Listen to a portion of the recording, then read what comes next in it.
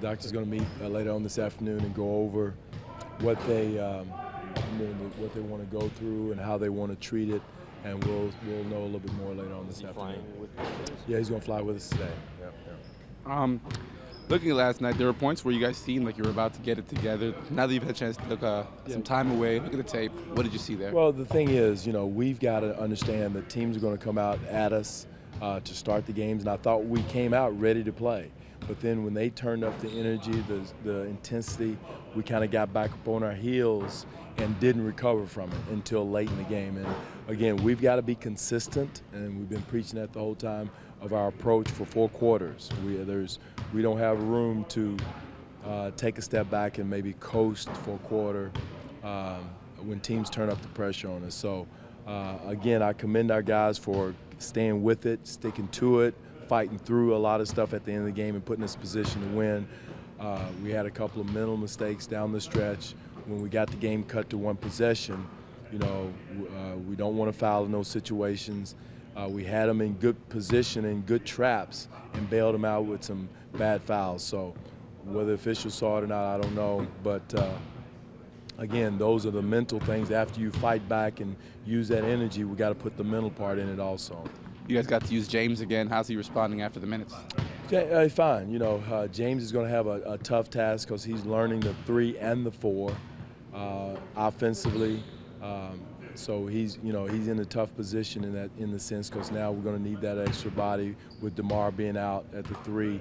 But he's been fine. James gives us that toughness we need, that intensity, the rebounding we need that is going to be important. One thing we got to do as a group, though, guys, is we got to make sure we take care of the ball. 17 turnovers in a game like last night is way too many. And it's uncharacteristic of us. And there was a lot of situations where we was trying to squeeze passes in and make the home run pass instead of making the single pass or the bunt pass or whatever you want to call it. So make the obvious pass and make the simple play, especially against pressure. With Omar can't go, have you considered how you might rework your rotation? We'll decide that in the next day or so. We don't know right now, but we'll talk about that later. Is Lou a guy that does a lot change if he starts versus off the bench, or is he? I mean, he's done both, but he's Lou's done both. Lou's done both, and he's very capable of doing both. I mean, I'd feel very comfortable with him at the 1 or the 2. He's a very versatile player, very smart player. So he could be a prime candidate for that. Did you ever think you'd see the day in your career where Kobe Bryant and the Los Angeles Lakers could be considered a trap game, or am I jumping the gun here?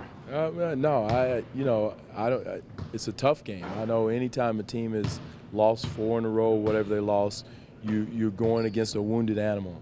And I just think if they're going to come out ready to play, a lot like Cleveland. We've got to withstand their first blow.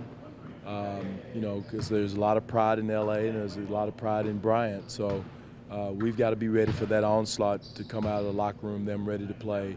I saw where their coach was really upset with their performance last night, as we should be about our performance. So, but again, we're going into the Lions Den on come Sunday night, and we got to be ready for it.